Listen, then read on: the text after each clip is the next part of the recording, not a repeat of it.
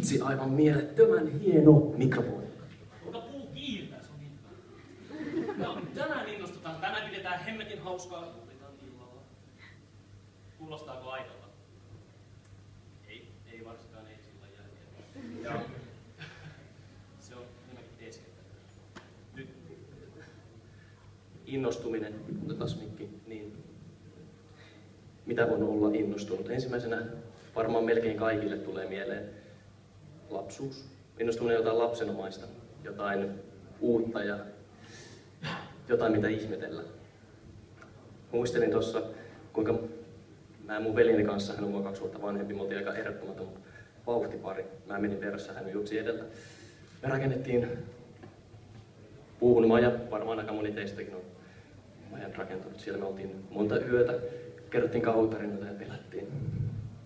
Ja mun veljeni kertoi myös tänä jouluna tarinan, kuinka meidän isällä oli tapana tehdä sahtia aina ennen joulua, ja mä join sitä, se oli hemmetin hyvä, tykkää edelleen sahtista.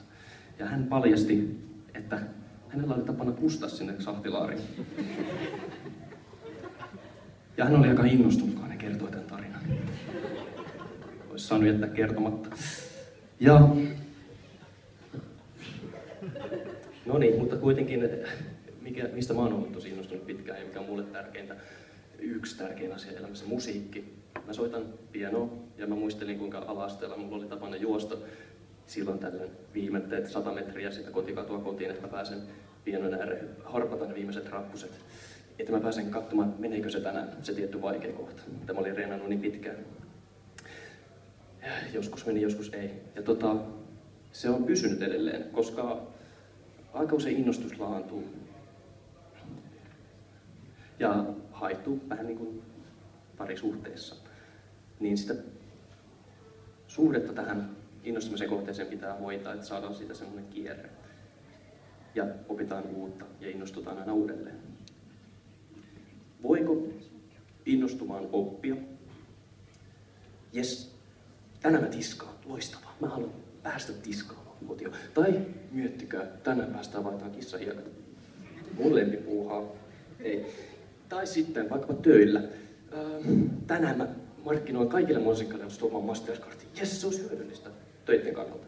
Mutta ei. Se on enemmänkin niin kuin rakkaus. Sen tietää, kun sen kohtaa. Sen kanssa haluaa viettää aikaa. Se siitä vaan haluaa puhua, eikä mistään muusta. Miten voisi parantaa edellytyksiä innostua? Sitä voi tehdä, vaikka ei voikaan tietystä asiasta ehkä innostua. Niin. Pidä silmät auki, näet enemmän, pidä mieltä avoinna, ymmärrät enemmän ja löydät uusia asioita, mistä innostua. Kiitos.